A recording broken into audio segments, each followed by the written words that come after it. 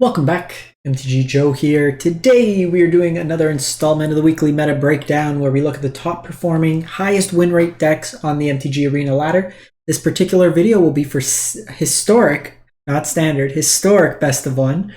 If you're looking for best of three, explorer, or standard, best of one, best of three for each of those formats, or some alchemy, you can check out the playlist. We try to cover every format, best of one and best of three every week. To give you kind of the trends in terms of what's happening with the meta, what's evolving. If there's ever special events, so like metagame challenges, we just did the video for the qualifier play-in for Explorer this month. So that's up on the YouTube channel as well. So make sure to take a look if you're looking for any of that content. So we get the data from UntappedGG, what you see on the screen. It's a companion tool that runs alongside Arena's client. Aggregates a whole bunch of user win rate, gives us cool stats. Link is in the video description if you want to get started with Untapped. I paste all these deck lists into the Untapped, so don't worry about copying them. I'll timestamp it, give you all that jazz there. Quick little programming note. We are almost only 400 subs on YouTube away from the 10,000 sub goal. 408 to be exact. So if you enjoy this type of content, subbing is free and easy on YouTube. Just click the button. It helps out a lot, so greatly appreciated. As always, likes and comments are also appreciated. So we're going to jump in. And as always, we start off looking at the popularity of decks. So we want to see which decks people are playing a lot of. It doesn't necessarily correlate to the highest win rates. People play decks because they're fun sometimes, but they don't necessarily win the same amount. The one thing is we did have the kind of threshold. It was set at May for a while. It's now rolled over, so it's June. Because it's fairly recent, we don't have a huge aggregation of Diamond to Mythic rank, which we usually like to look. So for this popularity, we're looking Platinum to Mythic. But in terms of win rates, for the most part, we're going to be looking Diamond to Mythic as we kind of proceed across. And to start off, the most popular deck is Izzet Wizards.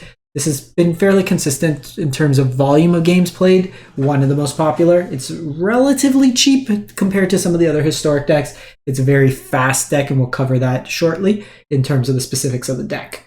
We then have two variants of the Dredge, either Dimir or Sultai Dredge. This is the self-mill deck. So the Dredge decks are actually, if you kind of factor in the two variants, are pushing close to 20%. So they are incredibly popular right now in terms of just, it's a fun deck. We did cover some of it as well on the YouTube channel from there. The next is the no color paradoxical outcome deck. So this is looking to kind of be a storm deck. It is not, kind of give a sneak peek, it's not doing well.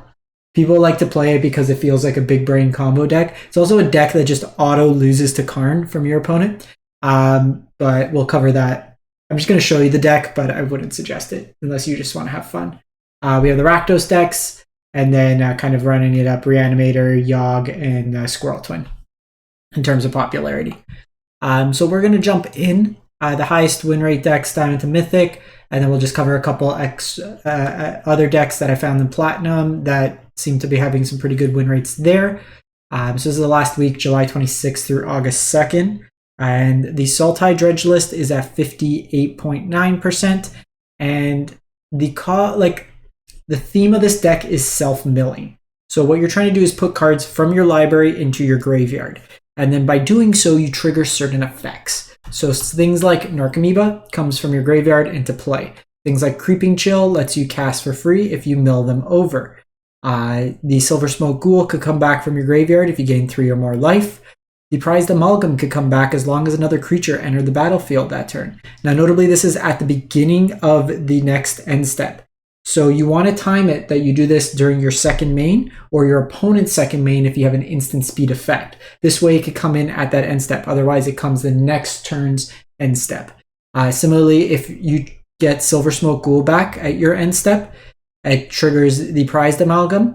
If there's no other effects triggering it, this comes back at the beginning of end step. So then this sees it, and then this comes back at the beginning of the next end step. So sequencing does play an effect there. Otherworldly Gaze, Stitcher Supplier helps put cards into the graveyard. The card that we got from Historic Anthology, which really helped this deck, is the Bloodghasts.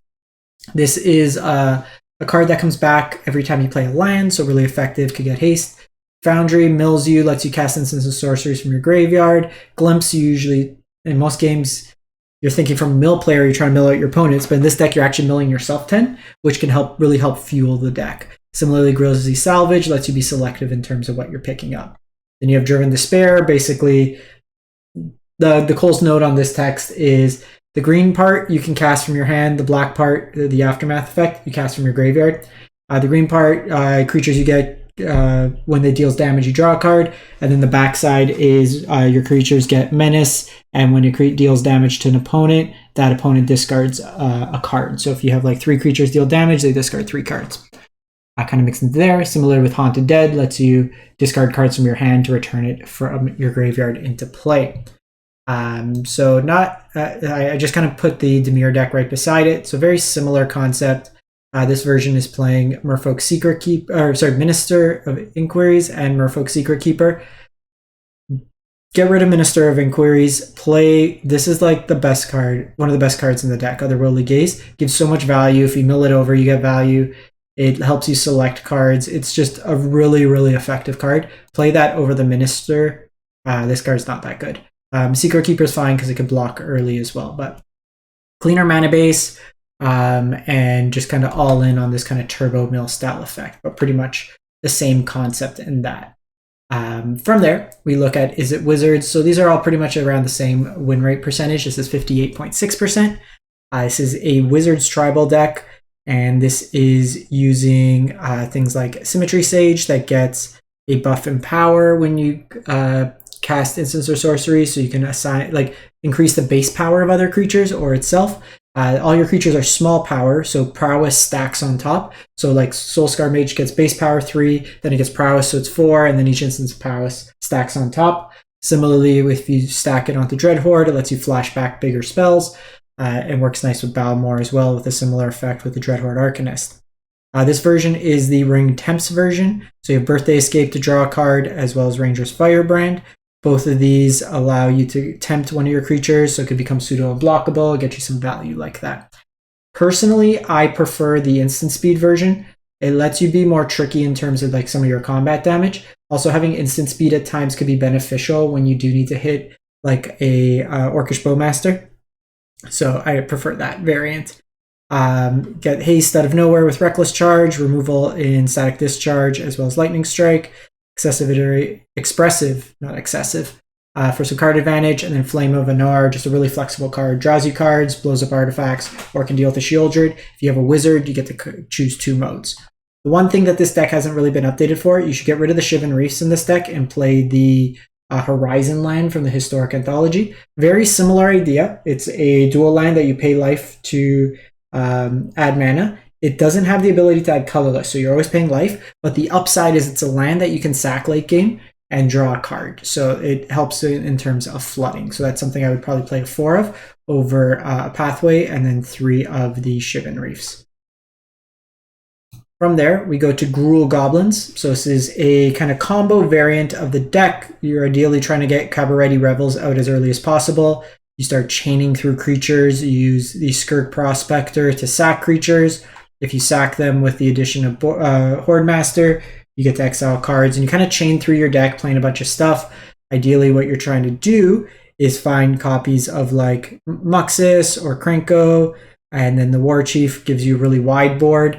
And then with the Horde Masters, you kind of just alpha attack into your opponent with a big board. Palashman also pings your opponent whenever a goblin you control dies. You also have Goblin Influx Array that provides you value, reduces the cost, and then the Ringleader can also refill your hands. Goblin Matron can tutor up you effects. Then go to Abzan Samwise, Abzan Sacrifice. So this is an infinite combo. So the combination of Cauldron Familiar, Samwise Gamgee, and Woe Strider lets you infinitely sacrifice and reanimate the Cauldron Familiar, draining out your opponent. The way it works is Sam says when a creature enters the battlefield, you create a food token, you have a creature enter the battlefield, you then sacrifice the cat, and then you bring it back, it comes into play, and then you generate another food token, rinse and repeat, sacrifice, kill your opponent that way there.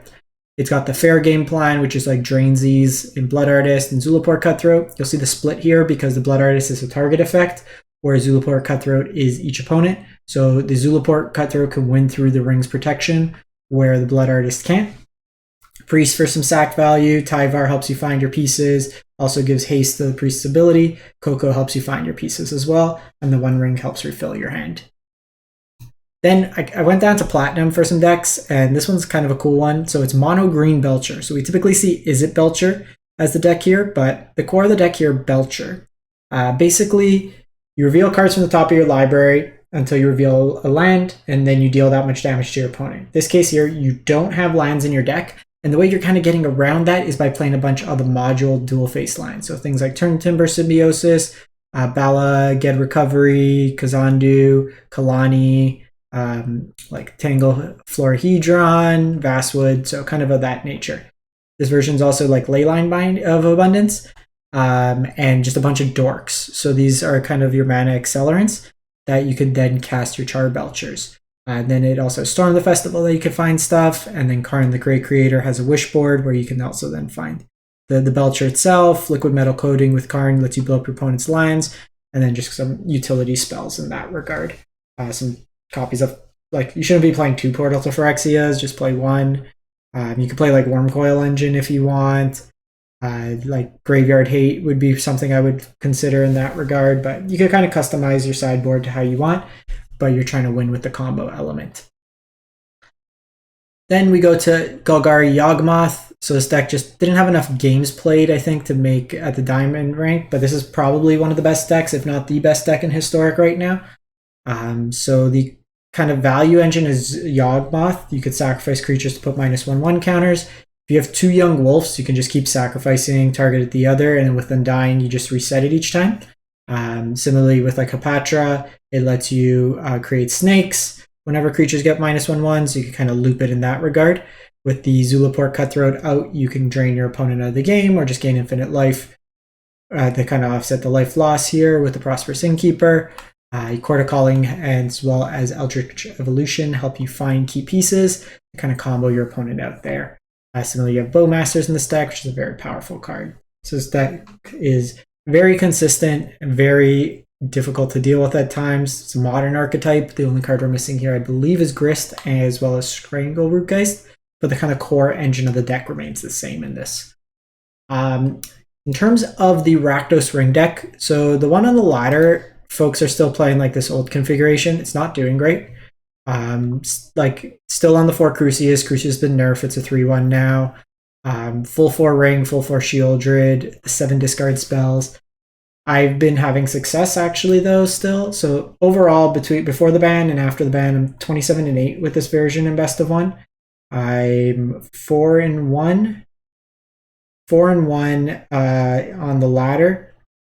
Kind of playing around. I lost the Rakdos deck, but the big thing here, I'm 7-0 against Wizards, 5-1 against Rakdos. The last I played with Rakdos, I kept a hand with 4 Thoughtseize, and my opponent had a Kroxa and just kind of outvalued me. We were basically top deck mode. They drew better. It could have gone either way. But I think with the decks, the way they're kind of configured, we do need to revise the way we're approaching them. So I played a lot of Rakdos. I played it in the qualifier. I've played just tons of games, tons of variations with it. I really like this deck. It's fun. So Crucius is still good. It's obviously not as good because now it's a 3/1, so it dies to Bowmaster, but it is a card that requires an answer. And it's still the cleanest way to enable Revolt in this deck, as well as kind of deal with the wrong half problem. I went down to a 2-4 split between Inquisition and Thoughtseize. A lot of the decks are very aggressive, so we don't typically want to draw them late game. I am using a removal package of 2 Go for the Throats. This is mainly to deal with things like Shieldred or the bigger things, but I like having a catch-all removal spell. And the artifact decks have largely kind of gone away because of Bowmasters recently. I'm on 2 Abrades. This helps with the incidental like Yogg decks. It hits all the things in Wizards. It helps to deal with the paradoxical outcome decks. There's like incidental artifacts here and there, and at the worst case, it's just a removal spell that hits pretty much everything in the format except Yawgmoth, as well as, I guess, like Shieldred, kind of mixed into there. But I've liked that kind of configuration. 2 Bone Crusher Giants. This can break with the Stomp ability, the protection from the ring, deals with some early creatures, and I just like having that kind of flexibility in there. I'm also on 2 Blood Tithe Harvesters. So another way to just have a creature, it's a good copy effect with Fable when it flips, and it lets you loot late game. Could see, depending on like the nature of things, how the meta kind of shapes up. You can go switch the Bone Crusher for another Bloodtithe Harvester.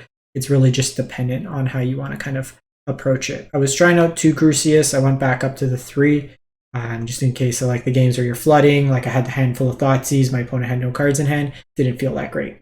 With the advent of Bowmaster, Invoke Despair is really bad right now. There are generally multiple bodies at hand that this just doesn't deal with. Things like Sheoldred's Edict, while it can hit the incidental Planeswalker, it's also not that great against these kind of go-wide strategies, similar like with Yogg and stuff like that. A lot of these decks are overwhelming the board, and you need targeted removal, I find, in this format. So I'm just on the 3 Sheoldred, 3 One Ring as the top end, and it's been good. Usually, like, you usually want to play the One Ring first if you have both in hand, because it gets you set up with the protection. And then the next turn you play Sheoldred, so then you naturally net 2 life on it, and then you kind of refill your hand like that. I found that the most effective kind of line. Yeah, so that's kind of where I'm at with Rakdos. I'll link this one. I'll do a video on it just to kind of show the new one.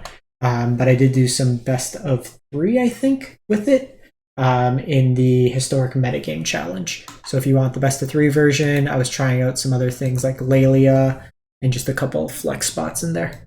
And then lastly, like as promised, the no color Paradoxical Storm deck. Again, I don't think this deck's... It can win games, but I don't think it's the best. So basically what you're trying to do is use effects like Cloud Key as well as Semblance Anvil to reduce the casting cost of your artifacts, which makes all these kind of mana abilities cost nothing. And then you're using Mystic Forge to play stuff from the top of your library in addition to the One Ring to draw you cards. Paradox Engine lets you untap your board every single time, and then you just kind of storm. So the more cards you play with Aether Flux Reservoir out, or Forsaken Monument gains you a bunch of life, and then you 50-shot your opponent. You have Karns as well that can help you tutor a bunch of sideboard cards that can also win in that game there.